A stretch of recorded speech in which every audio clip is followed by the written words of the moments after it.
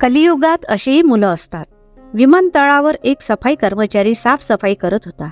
त्याने पाहिले की एक वृद्ध महिला बऱ्याच वेळेपासून एकाच जागेवर बसलेली होती आणि ती पुन्हा पुन्हा आत डोकावून पाहत होती. ती वृद्ध महिला त्या ठिकाणी बऱ्याच वेळापासून बसली होती, पण अजूनही तिला न्यायला कोणी आले नव्हते आणि कर्मचाऱ्यांनी तिच्यासोबत कोणाला पाहिलेही नव्हते. त्या कर्मचाऱ्याने सकाळी आल्यापासून त्या महिलेला एकाच जागेवर बसलेले पाहिले होते. त्याचे नाव अजय होते. आता त्याची जेवणाची वेळ झाली होती, तरीही ती वृद्ध महिला तेथे बसून विमानतळाच्या आत पाहत होती. जणू ती कोणाची वाटच पाहत होती. त्या वृद्ध महिलेला अशा अवस्थेत पाहून त्या कर्मचाऱ्याला तिची खूप दया आली. तो तिच्या जवळ गेला आणि त्या महिलेला म्हणाला की, तुम्ही कोणाची वाट पाहतात का? कोणी तुम्हाला घ्यायला येणार आहे का? अजयने हा प्रश्न विचारल्यावर ती वृद्ध महिला म्हणाली, बेटा, माझा मुलगा दीपक आत गेला आहे. पण का? देव जाणे त्याला एवढा उशीर का होत आहे. तू आज जाऊन तपास करू शकतोस काय? कारण मी त्याच्यासोबतच येथे आली आहे. तो मला त्याच्यासोबत मुंबईला घेऊन जाणार आहे. तुला जर शक्य असेल तर माझा निरोप दे. मला माहीत नाही त्याला एवढा उशीर का लागत आहे. कदाचित तो येत असेल. त्यावर अजय म्हणाला, आई, तुमचा मुलगा येईल तेव्हा तुम्ही त्याच्याबरोबर जा. पण आता जर तुम्हाला भूक लागली असेल तर मी तुमच्यासाठी काही आणू का? त्या वृद्ध महिलेने अजयला हात जोडले आणि म्हटले, नको बाळा, मला भूक नाही. मी तुझी खूप आभारी आहे की तू मला जेवणासाठी विचारले. परंतु तू काही काळजी करू नकोस. माझा मुलगा येतच असेल. मी जर त्याला येथे भेटली नाही तर त्याला माझी काळजी वाटेल. त्यामुळे मी येथून कुठेही जाणार नाही. अजयला हे कळून चुकले होते की त्या महिलेचा मुलगा पुन्हा कधीच परत येणार नाही. अजय त्या महिलेला म्हणाला की, आई, वाईट वाटून घेऊ नकोस, पण येथे दर 2 दिवसात कोणी ना कोणी असे भेटतातच की ज्यांना त्यांचे सून मुलं येथे सोडून निघून जातात. इथेच नाही तर कधी रस्त्यावर, कधी मंदिरात वृद्ध लोकांना त्यांची मुलं सोडून जातात.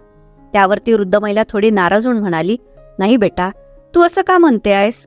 तू माझ्या मुलाला ओळखतच नाही, तर असं कसं बोलू शकतो की माझा मुलगा मला सोडून गेला आहे? जर तुला माझी खरंच मदत करायची असेल तर एकच कर की आज जाऊन माझ्या मुलाचा तपास घे. त्यावर अजय आत गेला आणि परत येऊन म्हणाला, आई, मी बोललो होतो ना तुम्हाला की आत मुलगा नाही. ते ऐकून वृद्ध महिला थोडी नाराज झाली व स्वतःला समजावत ती म्हणाली, ठीक आहे, असेही असू शकते की त्याला काही महत्वाचे काम आले असेल. तो थोड्या वेळात परत येईल. आता अजय सुद्धा त्याच्या कामात मग्न झाला होता. बघता बघता संध्याकाळ झाली आणि आता अजयच्या घरी जाण्याची वेळ झाली होती. अंधार झाला होता. विमानतळावरील सर्व लाईट्स चालू होते आणि उष्णताही कमी झाली होती. संध्याकाळच्या वेळी वातावरणात गारवा आला होता. बिचारी ती वृद्ध महिला थंडीमुळे स्वतःच्या पदराने आपलं अंग झाकत होती. ती थंडीने थरथर कापत होती. अजय एक चांगला माणूस होता. तो त्या वृद्ध महिलेजवळ येऊन म्हणाला, आई, तुझं नाव गाव तुला माहीत आहे का? ती वृद्ध महिला म्हणाली, बाळा, माझं नाव सुमन आहे आणि मी माझ्या मुलासोबत येथे आली आहे. तो काही दिवसांपूर्वीच मला गावातून शहरात घेऊन आला होता. मोठमोठ्या शहरात त्याची बदली होत असते, त्यामुळे तो मला त्या ठिकाणी घेऊन जात असतो आणि मी आता येथे त्याचीच वाट बघत आहे. परंतु काय झालं आहे कोणास ठाऊक, तो काही बाहेर येत नाही. अजय त्यांच्यावर कोणीतरी जबरदस्ती न करता त्याला नम्रपणे म्हणाला, आई, तुम्ही माझ्या घरी येऊ शकता.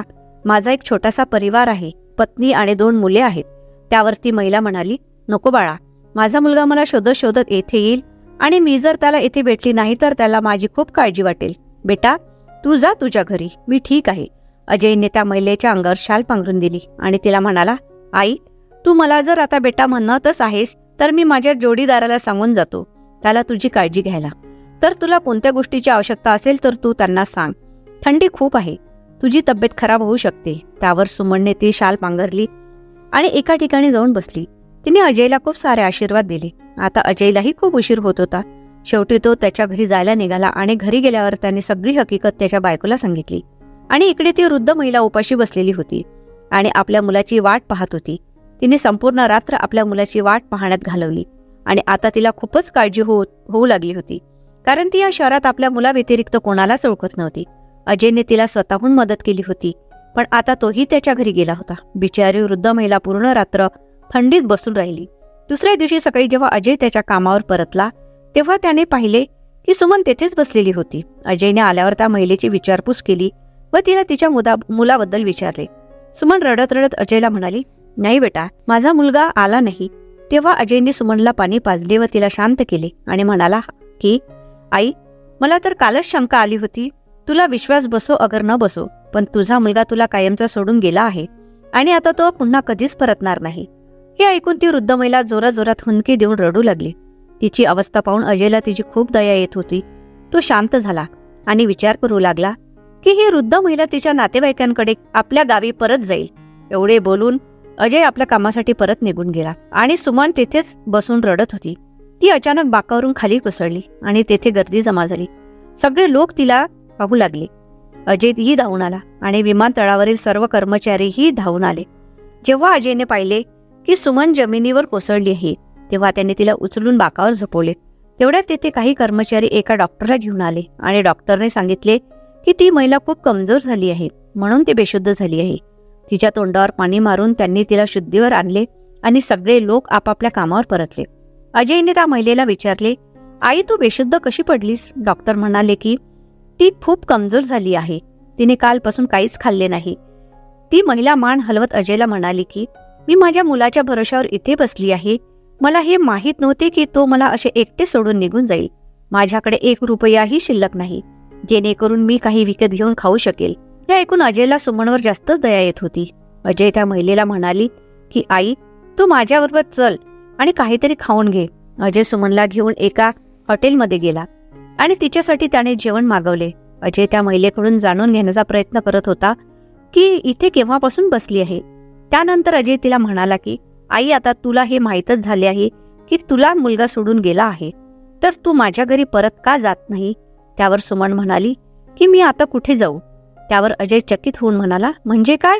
त्यावर सुमन म्हणाली की परदेशात जाण्याआधी दीपक जेव्हा मला गावी घ्यायला आला होता तेव्हा तो मला म्हणाला की आई आता मी तुला कायमचाच घेऊन जाणार आहे, त्यामुळे आता आपण गावी परतणार नाही, म्हणून आपण हे घर विकून टाकूया. आता माझ्याकडे रस्त्यावर राहण्याशिवाय दुसरा कोणताच पर्याय उरलेला नाही. असं सांगता सांगता सुमन ढसाढसा रडू लागली. सुमनची अशी अवस्था पाहून अजयला खूपच वाईट वाटत होते, पण तो काय करू शकणार होता? तो स्वतःची एक छोटीशी नोकरी करून आपला परिवार सांभाळत होता, म्हणून तो काहीच बोलू शकत नाही. अजयने सुमनला शांत केले आणि जेवणाचे बिल देऊन तो तिथून निघून गेला. संध्याकाळी जेव्हा तो आपले काम उरकून घरी जायला निघाला तेव्हा त्याने पाहिले की एक वृद्ध महिला विमानतळाच्या बाहेर एका बाकावर बसली होती आणि काही कुत्री तिच्या अंगावर भुंकत होती.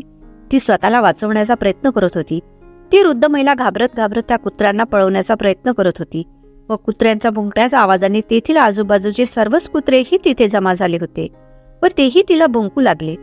ती हळूहळू मागच्या पावलांनी सरकत होती.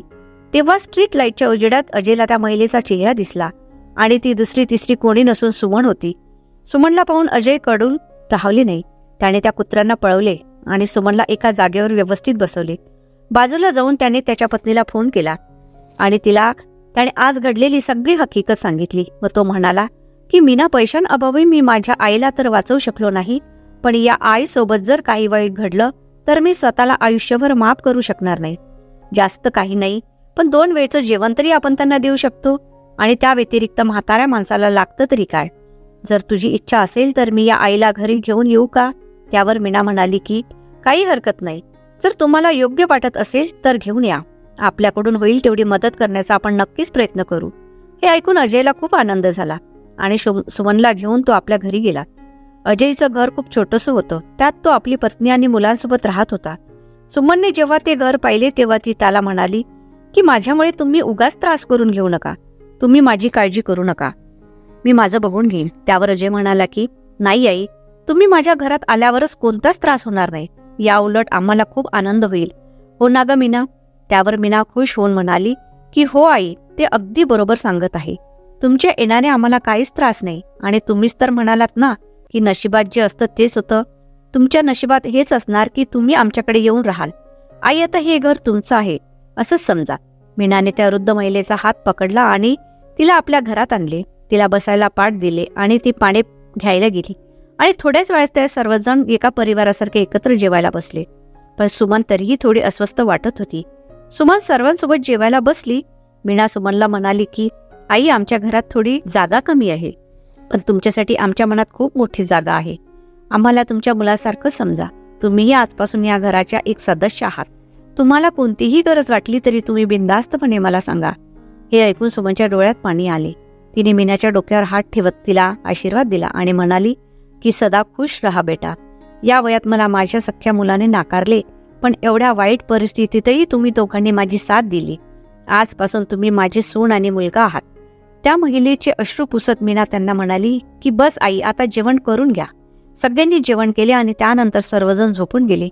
सकाळी उठून अजय त्याच्या रोजच्या कामावर निघून गेला आणि मुलंही शाळेत निघून गेली. घरात फक्त सुमन आणि मीना या दोघीच होत्या. त्यांचा पूर्ण दिवस गप्पा मारण्यात गेला. मीनाने सुमनला आपल्या घराबद्दल सर्व काही सांगितले आणि तसेच सुमननेही आपल्या मुलाबद्दल सर्व काही मीनाला सांगितले. हे सगळं ऐकल्यावर मीनाने आश्चर्याने आपल्या तोंडावर दोन्ही हात ठेवले. मीना म्हणाली, आई, तुमचा मुलगा किती वाईट माणूस आहे. कोणी आपल्या आईसोबत असं करतं का? ते दोन्ही तुमचं दुःख आता नाही समजू शकणार. जेव्हा ते म्हातारे होतील व त्यांच्यासोबत असा प्रसंग घडेल तेव्हा त्यांना तुमची जाणीव होईल. त्यावर सुमन मीनाला म्हणाली की बेटा, जरी तुमच्या घरात खूप कमी जागा असेल पण तुमच्या मनात खूप मोठी जागा आहे. देव तुमचं भलं करू. सायंकाळी जेव्हा अजय घरी परतला तेव्हा सगळ्यांनी एकत्र बसून जेवण केले आणि भरपूर गप्पा मारल्या. आता सुमन हळूहळू सर्व विसरली. दिवसाआड दिवस जात होते. आता सुमन घरच्या प्रत्येक कामात सहभाग घेत होती. त्यामुळे मीनाही निश्चित झाली होती. मुलांवर लक्ष ठेवणे, बाजारातून भाजीपाला आणणे अशी अनेक किरकोळ कामे ती करत होती.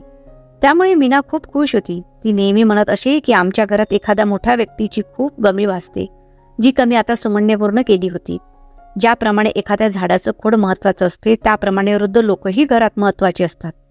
सुमनच्या येण्याने पूर्ण परिवार सुखाने राहत होता. सुमनने एकदा अजयला काहीतरी काम करण्यासाठी विचारले होते, पण अजयने साफ नकार दिला. तो म्हणाला की माझ्या जागी जर तुझा सख्खा मुलगा असता तर तू त्यालाही असंच म्हणाली असती का? तुझ्याकडून काम करून घेणे इतपत वाईट दिवस आले नाही माझे. गरज भासली तर मी आणि मीना आहे. तू फक्त मुलांवर लक्ष ठेव आणि आराम कर. आता सगळं काही ठीक आहे. तू काळजी करू नकोस. हा सगळं ऐकल्यावर सुमन काहीच बोलू शकली नाही आणि जाऊन एका जागी बसली. हे सगळं पाहून मीना हसू लागली आणि सुमनला म्हणाले की मी आधीच तुम्हाला बोलले होते पण तुम्ही माझं ऐकलं नाही. आता ठीक आहे का? आता तुम्हाला ऐकावेच लागणार, कारण तुमच्या मुलांनी तुम्हाला सांगितले आहे. मीना हसू लागली आणि सुमनच्या खांद्यावर हात ठेवत म्हणाली, आई, तुम्ही उगाच काळजी करू नका. निश्चिंत राहा. सर्व काही व्यवस्थित होईल. एवढे बोलून मीना तिच्या कामाला निघून गेली. मीनाने नाश्ता बनवून आणला. अजय व मुले नाश्ता करून आपापल्या कामाला निघून गेली. मीनाही घरच्या कामात व्यस्त झाली. सुमन तिला म्हणाले की मीना, मी बाजारातून भाजी घेऊन येते, आणि पिशवी घेऊन ती बाजाराकडे निघाली. सुमन बाजारातून जेव्हा परत येत होती तेव्हा हातात माईक घेऊन एक मुलगा लॉटरीची तिकीट विकत होता. एक तिकिटाची किंमत 10 रुपये होती आणि लॉटरीची किंमत 10 करोड होती. अचानक सुमनच्या मनात आले आणि तिने लॉटरीचे तिकीट विकत घेतले आणि आपल्या घरी परतली. मीनाकडे भाजीची पिशवी देऊन सुमन मीनाला म्हणाली की मी लॉटरीचे तिकीट आणले आहे, ते सांभाळून ठेव. देव जाणे, कदाचित आपले नशीबही उजळू शकते. त्यावर मीना म्हणाली की आई, तुम्ही हे काय आणले आहे? हे सगळं खोटं असतं. मी आजपर्यंत कोणाची लॉटरी लागताना पाहिलं नाही. ठीक आहे, तुमची इच्छा आहे ना, म्हणून मी हे सांभाळून ठेवते. असं सांगून मीनाने ते लॉटरीचे तिकीट आपल्या पर्समध्ये ठेवले. आता सुमन जेव्हाही बाजारात जात असे तेव्हा एक तिकीट विकत आणत असे. महिन्याअखेरीस जेव्हा लॉटरीच्या विजेत्याची घोषणा होणार होती तेव्हा तो मुलगा सुमनला म्हणाला की आई, टीव्हीवर हे चॅनल चालू करून ठेवा. यावर लॉटरीच्या विजेत्याची घोषणा आज करणार आहे आणि आपले तिकीट सांभाळून ठेव. टीव्हीवर जो पत्ता सांगितला जाईल त्यावर आपल्याला जावे लागेल. जर तुमचा नंबर आला तर. सुमनने सगळे तिकीट मीनाला सांभाळण्यास दिली होती आणि आता घरी जाऊन ती सर्व तिकिटे मीनाकडून मागू लागली. ती मीनाला म्हणाली की उद्याचा दिवस खूप महत्वाचा आहे. उद्या लॉटरीच्या विजेत्याची घोषणा होणार आहे. अजयला या बाबतीत काहीच माहीत नव्हतं. ती मीनाला म्हणाली की लॉटरी लागल्यानंतर आपण अजयला सर्व काही सांगणार आणि आपली लॉटरी नाही लागली तर आपण असे समजून घेऊ की आपले पैसे हरवले आहेत. म्हणून अजयला आत्ता काही सांगू नको. मीनाने होकार दिला आणि अजय गेल्यानंतर त्या दोघीही टीव्ही समोर जाऊन बसल्या. मीना ते 5ही तिकीट आपल्या समोर ठेवून बसली होती. जसजसे ते विजेता घोषित करत होते तसतसे मीना एक एक तिकीट तपासून पाहत होती.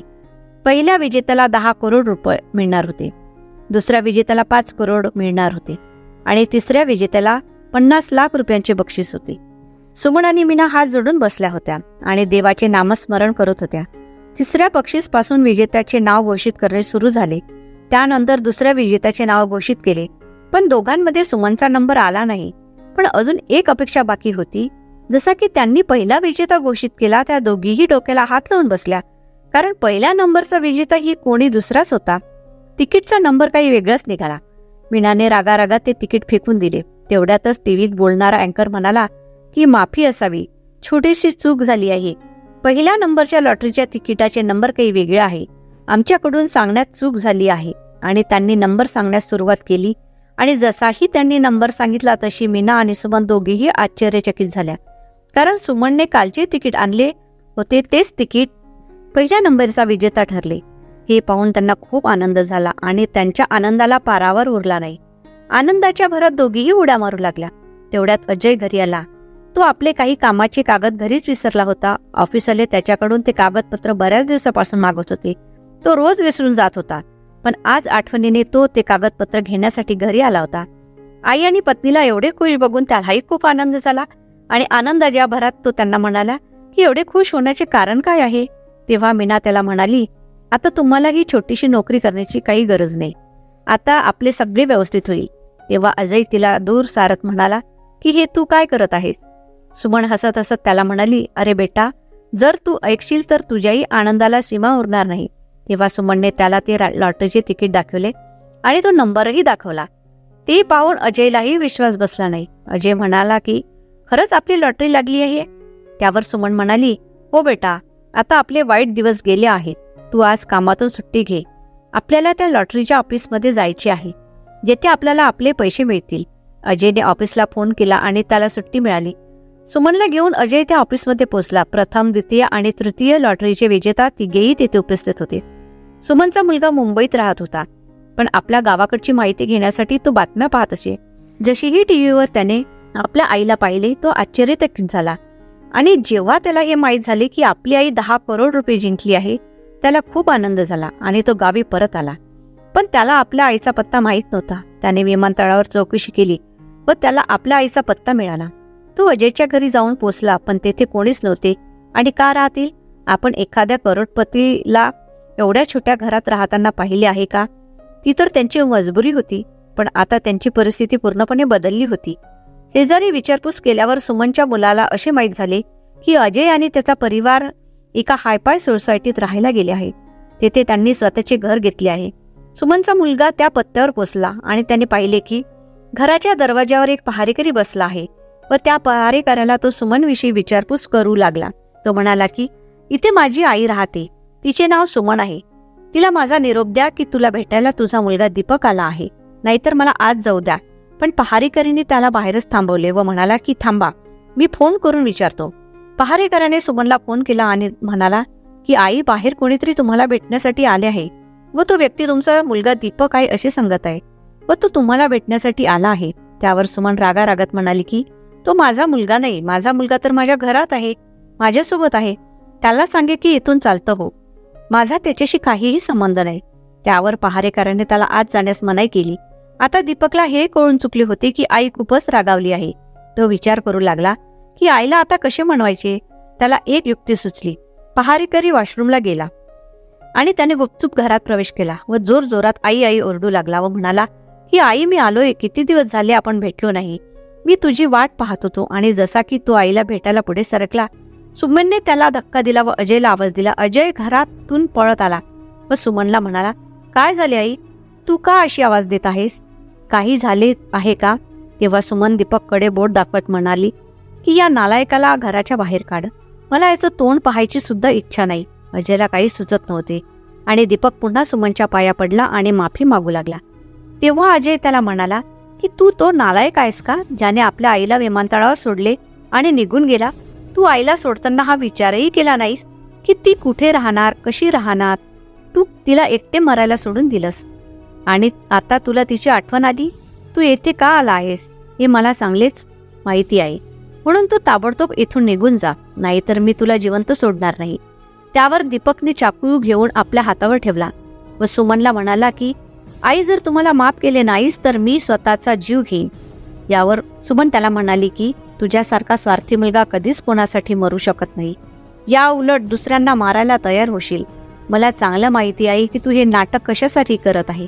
दीपकने तो चाकू आपल्या मानेवर लावला आणि म्हणाला की आई, मी तुझाच मुलगा आहे आणि मी आता तुझ्या सोबतच राहणार. जर तू हे मान्य केले नाही तर मी स्वतःचा जीव घेईन आणि तुला फसवून देईन. नाहीतर मलाही तुझ्यासोबत या घरात राहू द्या, अथवा तुला मिळालेले लॉटरीचे सगळे पैसे मला दे. मी येथून निघून जाईल. जसा की अजय त्याला धक्का द्यायला पुढे आला त्याने अजयचा हात पकडला आणि त्याच्या गळावर चाकू ठेवून सुमनला म्हणाला, जर तू मला बक्षिसाचे पैसे दिले नाही तर मी याचा जीव घेईन. सुमन ते पाहून खूप घाबरली आणि त्याला म्हणाली की अजयला काही करू नको. तुला पाहिजे तेवढे पैसे द्यायला मी तयार आहे. मीना हे सर्व काही वरती उभी राहून पाहत होती. दीपकची मीनावर अजिबात लक्ष नव्हते. मीनाने हळूच पोलिसांना फोन केला आणि सर्व हकीकत सांगितली. तेवढ्यात सुमनने मीनाला आवाज दिला व तिला म्हणाली की घरात जेवढे काही पैसे आणि दागिने असतील ते लवकर आणून दे. मला माझ्या मुलापेक्षा दुसरे काहीही जास्त प्रिय नाही. त्यावर दीपक हसू लागला आणि सुमनला म्हणाला की अरे वा, स्वतःच्या मुलावर एवढा राग आणि परक्या मुलावर एवढं प्रेम. त्यावर सुमन दीपकला म्हणाली, सत्य आणि परके असे काहीही नसते. हे सगळं काही तुझ्या कर्माची फळ आहे. तू मला रस्त्यावर सोडून निघून गेलास. त्यावेळी माझ्या याच मुलाने माझी साथ दिली, माझी काळजी घेतली. तर आज मी त्याला मरायला कसं सोडू? मीनाने फोन करून पोलिसांना सर्व परिस्थिती सांगितली आणि थोड्याच वेळात तिथे पोलीस उपस्थित झाले. पोलिसांनी त्याला पकडले आणि त्याला तुरुंगात टाकले. पोलिसांनी दीपकला अजयला मारताना पाहिले होते म्हणून त्याला जन्मठेपेची शिक्षा झाली. सुमन आता आपला मुलगा अजय आणि सून मीना यांच्यासोबत आनंदाने राहू लागली. कदाचित ही मीना आणि अजयच्या कर्माचे फळ असेल, कारण त्यांनी एका वृद्ध आणि असहाय्य महिलेची मदत केली होती आणि त्याच्या मोबदल्यात देवाने त्यांना एवढे मोठे फळ दिले. तर मित्र हो, असं काही महत्त्वाचं नसते की आपले रक्ताचेच नाते आपल्याला कामी येतील. काही वेळा परके लोकही एवढे आपलेसे होतात की त्यापुढे रक्ताचे नातेही कमी पडतात. स्वार्थी व्यक्ती कधीच कोणाचा सख्खा होऊ शकत नाही, भलेही कोणी त्याचे कितीही जवळचे सख्खे असो.